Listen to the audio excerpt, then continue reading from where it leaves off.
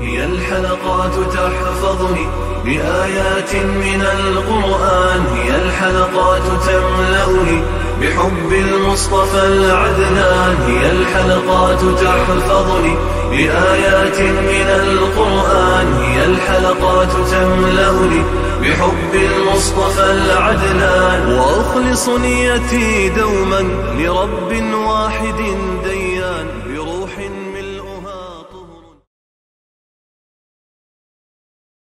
Sure Nahl tefsiri 43. ayetten başlayıp okuyayım inşallah.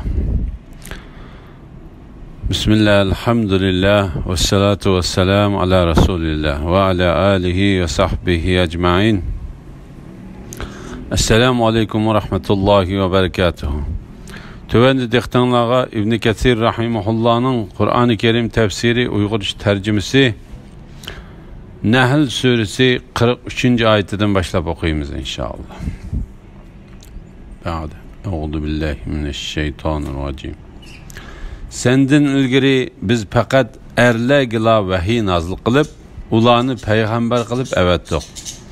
Ey Quraysh jamiyasi, bunu bilmasanglar, ilim ahlilari, ya'ni Tavrat ve İncilni bilguchilardan so'ranglar. Ularning rostligini ko'rsatib beradigan dalillar ve muqaddas kitoblar bilan avatdiq. Biz sana Kur'an'ni insanlarga tushirilgan shariatni bayon qilib bersin. Ular bu Kur'an'ni fikr qilib, uningdan va'z nasihat olsin deb nozil qildik.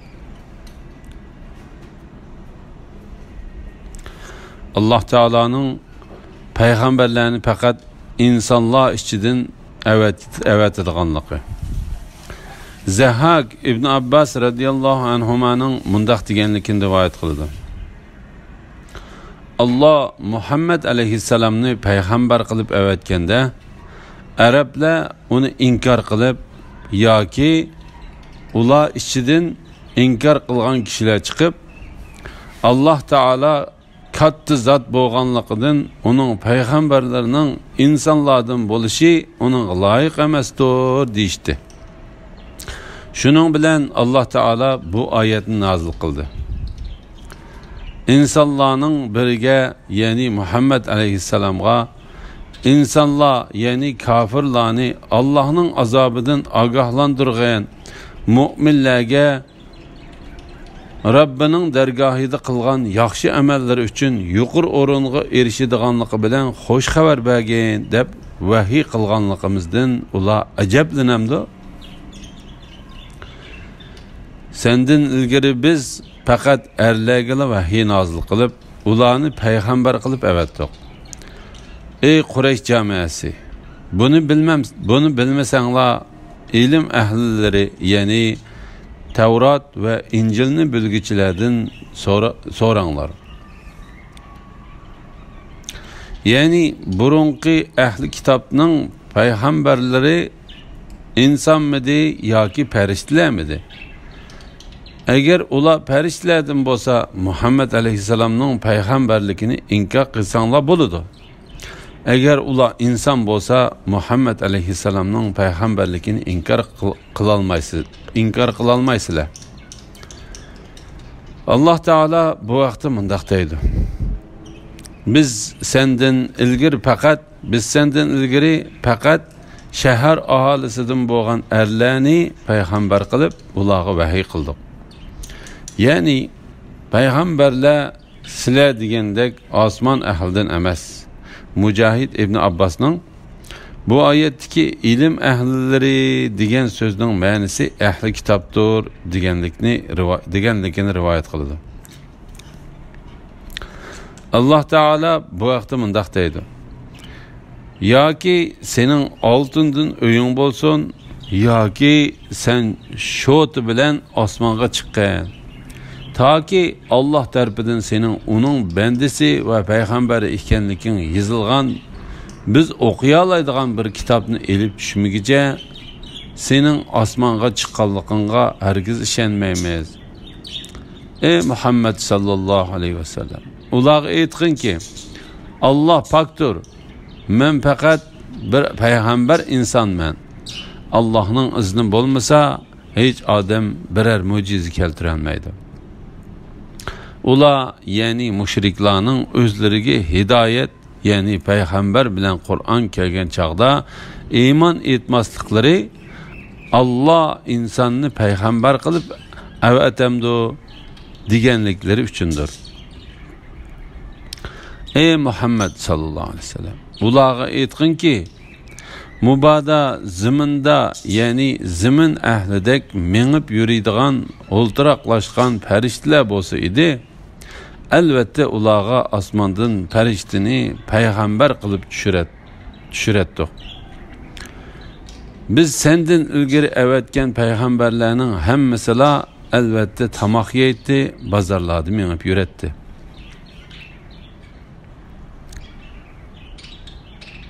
Payg'ambarlarni tamoq yeydigan jasad qilganimiz yo'q. Payg'ambarlarni tamoq yemaydigan jasad qilganimiz yo'q. Ya'ni ular barliq kishilarga o'xshash yeydi, ichidi. Hamda ular dunyoda o'lmay mangu qoladigan bo'lgani yo'q. Ya'ni ularmu barliq kishilarga o'xshash vafot bo'ladi. Aytqinki, men Allah insonlarni tavhidga da'vat qilish uchun tunji payg'ambar emasman.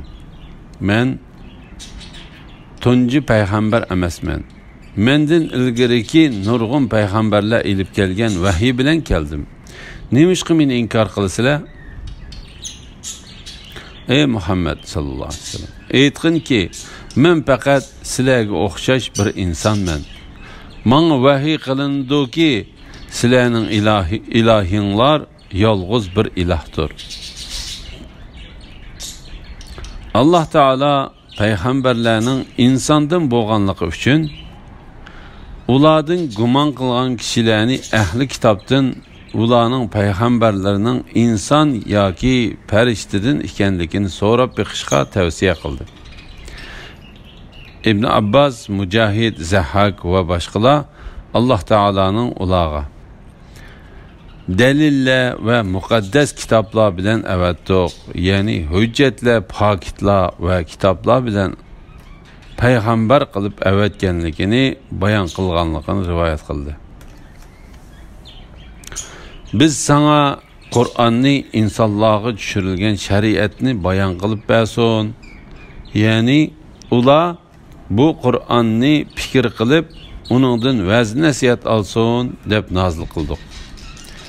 Ya'ni biz haqiqatan senin insonlar ichidagi eng afzal va eng esil kishi ekanligingni bilganligimiz va senin insonlarning Robbi tarafidan sana tushirilgan Qur'onning ma'nosini bilganliging, uningga amal qilishga hiris ekanliging va uningga ergashganliging uchun Qur'ondagi yig'inchoq bayon qilingan narsani ularga tafsili bayon qilib berishing, ma'nosi muayyan bo'lmagan oyatlarni ularga yeshib aydınlaştırıp berishing va ularning nijotlikqa erishishi uchun biz sana bu Qur'onni nozil qildik.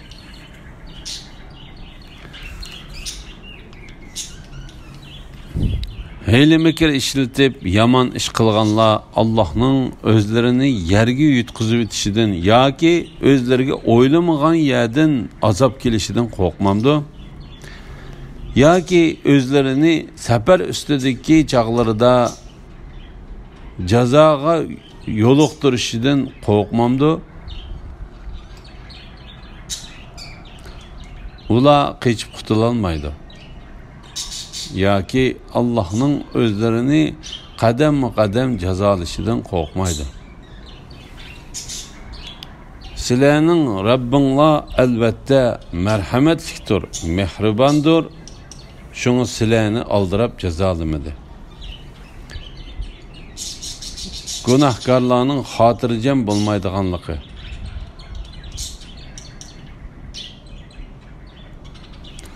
Allah Teala bu ayette yaman emellerini qiladigan, onu qilishga chaqiradigan, onu qilishga chaqirishda ve ündeshda hiyla mikr ishlatadigan gunohkorlarni yerga yutqizib etishga yoki ularga birer azapni keltirishga qodir turuqliq o'zining rahim dillik sifati bilan ularga muhlat berganligidan xabar berdi. Yoki o'zlariga o'ylamagan yerdan azap kelishidan qo'rqmamdi. Ya'ni ularga azap ular o'ylamagan yerdan keladi. Alloh taolo bu vaqtda mundaq deydi: Ey kuffarlar, osmondagi zotning yer tavrigan chaqda sizlarni yerga yutqizib etishidan qo'rqmamsizlar? Yoki osmondagi zotning sizlarga tosh yog'dirishidan qo'rqmamsizlar? Sizlar azobni ko'rgan chaqda mening ogohlantirishimning qandoq ekanligini, ya'ni haq ekanligini bilsizlar. Yoki o'zlarini safar ustidagi chaqlarida jazoga yo'liqtirishidan qo'rqmamdi?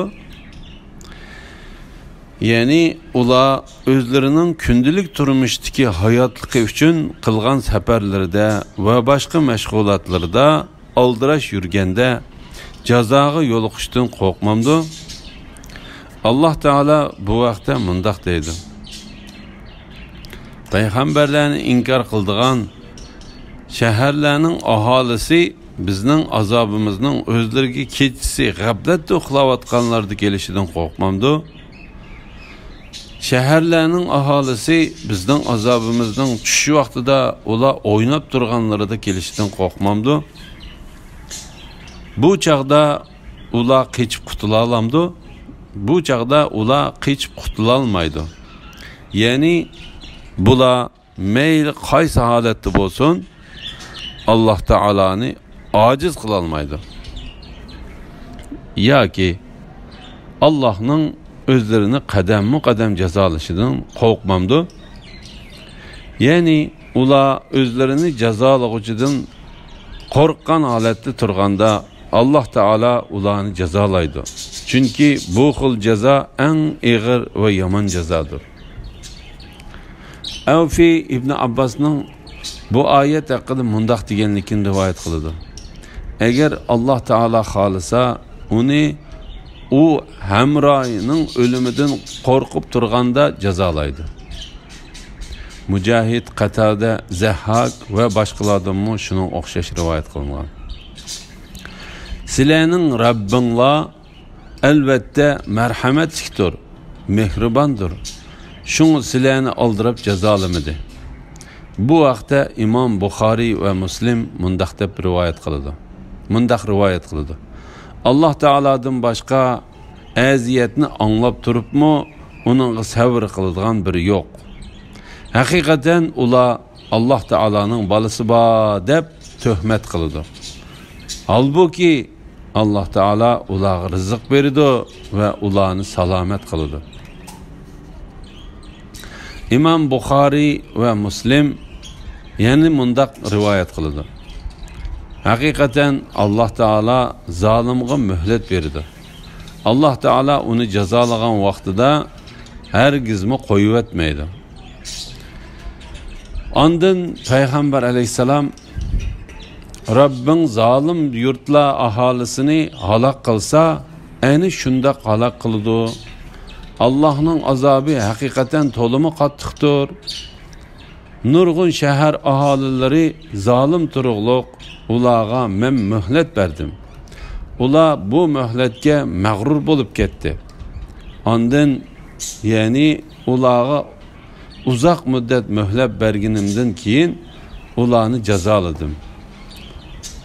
Oxiri qaytadigan joy mening dargohimdir. Ya'ni oxiri hammasi menga keladi degan oyatlarni o'qidi.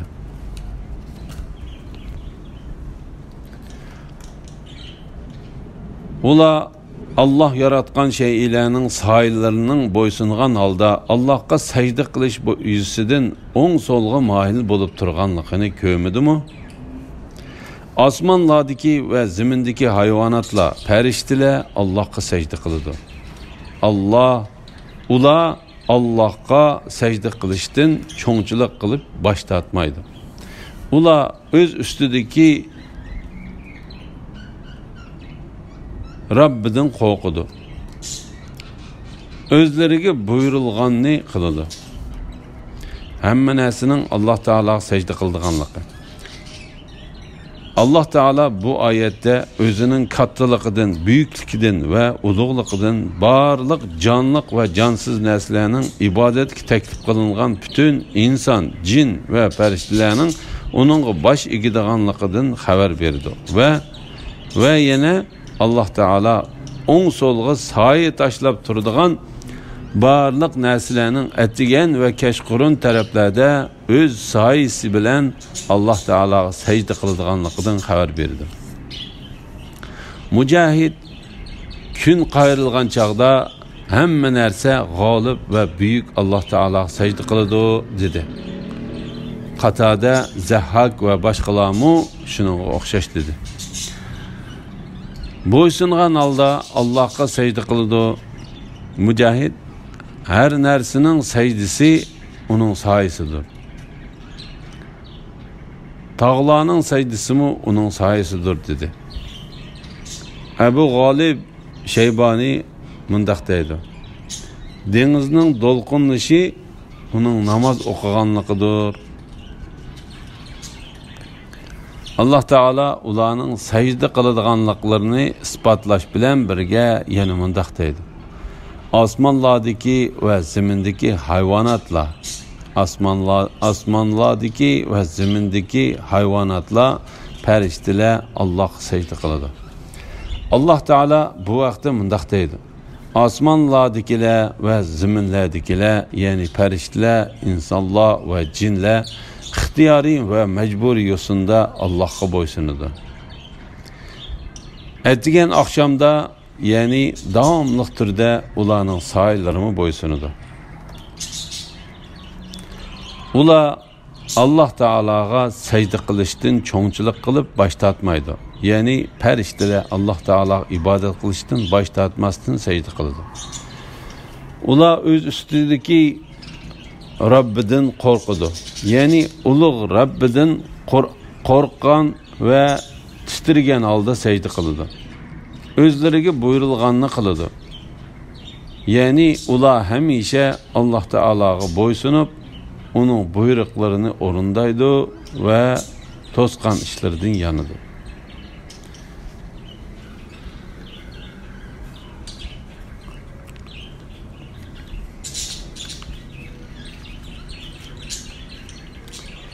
Allah ikki ilohga ibodat qilmanglar. U faqat birli ilohdir. Mendilli qo'rqinglar dedi. Osmonlardagi va zimindagi hamma narsa Allohning mulkidir. İbadet hamisha Allohga xosdir. Allohdan bilak g'ayridan qo'rqamsizlar? Sizlar bahriman bo'layotgan ne'matlarning hammasini Alloh bergan. Sizlarga biror ig'irchilik yetsa, Allohga yolvorib duo qilasizlar. Alloh sizlardan ig'irchilikni ko'tarib etsa, oranglardan bir bo'lik odam darhol o'z Rabbiga shirik keltiradi. Ular o'zlariga bergan beshidagi ig'irchilikni ko'tarib etganligimizdan iborat ne'matimizga noshukrlik qiladi. Sizlar ajilinglar yetkicha dunyodan bahramand bo'linglar. İşinglarning oqibatini uzoq qolmay bilasizlar. İbadet qilinishiga yolg'iz Alloh taolaning loyiq ekanligi. Alloh taolo bu oyatda bir Allohdan boshqa ilohning yo'qligini va shirki yo'q, yolg'iz Alloh taologa ibodat qilinishiga loyiq ekanligini, o'zining hamma narsaning haqiqiy egisi, yaratuvchisi va Rabbi ekanligidan xabar berdi. İbadet hamisha Allohga xosdir. İbn Abbas bu oyatning ma'nosi haqida Alloh taologa ibodat qilish vojib bo'ladi dedi. Mujahid osmondagi va zimindagi kishilarning ibodati yolg'iz Allohga xos qilindi deganlikdir dedi. Alloh taolo bu vaqtda mundaq dedi. Ular, ya'ni Yahudilar va Nasoralar Allah'ның dinidən, yəni İslam dinidən başqa dinini tiləmdi. Halbuki osmonlardagilar va zimindagilar ixtiyoriy va ixtiyorsiz ravishda Allohga bo'ysungan tursa, ya'ni Alloh taolo menga bir narsani shirk qilishdan qo'rqinglar va menga itoatni xolis qilinglar degan tursa, Alloh taolo bu vaqtda mundaq deydi: bilinglarki shirkdan va riyodan sap din Allah'a xasdır. Bilinglarki şirkten ve riyadan sap din Allah'a xasdır.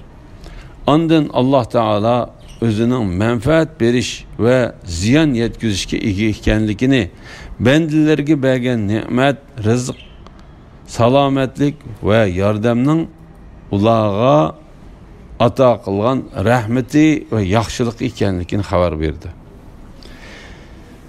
Sizlarga birər ig'irchilik yetsa Allohga yolvorib duo qilasizlar.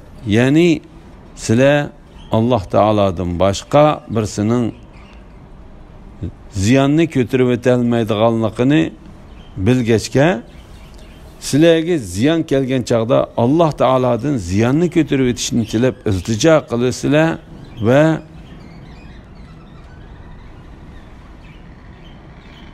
feryat qilgan holatda yelinib yolvursizlar. Alloh taolo bu vaqtda mundaq deydi: sizlar dengizda biror ofatga yo'liqqan chig'inglarda esinglarga sizlar cho'qinayotgan ma'budlar kelmay, faqat Allohla keladi. Ya'ni inson mundaq chaqda Allohdan boshqa ehtiyoj, Allohdan boshqaga iltijo qila olmaydi. Allah sizlarni g'arq bo'lishdan qutqizib, Allah sizlarni g'arq bo'lishdan qutqizib, aman esen quruqlikqa chiqarganda yuz o'raysizlar. Ya'ni ixlosinglar tugab, avvalgi holatinglarga qaytsizlar. İnsan kufrlik qilg'uchidir. Ya'ni Allohning ne'matlarini inkar qilish insonning tabiatidir. Allah sizlardan ig'irchilikni ko'tarib etsa, aranglardan bir bölük odam derhal öz Rabbiga shirk keltirdi. Ular o'zlariga bergan beshidagi ig'irchilikni ko'tarib etganligimizdan iborat ne'matimizga noshukrlik qildi. Yani ularning Allah Teala'nın nimetleriga noshukrlik qilishi, ko'z yumush ve tinish uchun biz ularni ashu shirkka mubtala qildik. Allah Teala xolisa ulardan öz nimetlerini to'sib qo'yg'ichi, xolisa intiqom olg'ichidir. Ondan Allah Teala ularni agahlandırıp mundaq deydi: sizlar ajilinglar yetkicha dunyodan bahramand bo'linglar, ishinglarning oqibatini uzoq qolmay bilasizlar. Ya'ni xoliqininglarni qilinglar. Sizlar bahramand bo'layotgan narsadan ozgina muddat manfaatlaninglar. Pat arada onun oqibatini bilasizlar. Elhamdülillah, Allah şükürler olsun. Yukarıda Nehl suresi tefsirinden 55. ayetçi anladınlar. Ahirini keyin qitimliq o'qishimizni davomlashtiramiz. Va sallallohu ala Muhammad va ala alihi va sahbihi va sallam.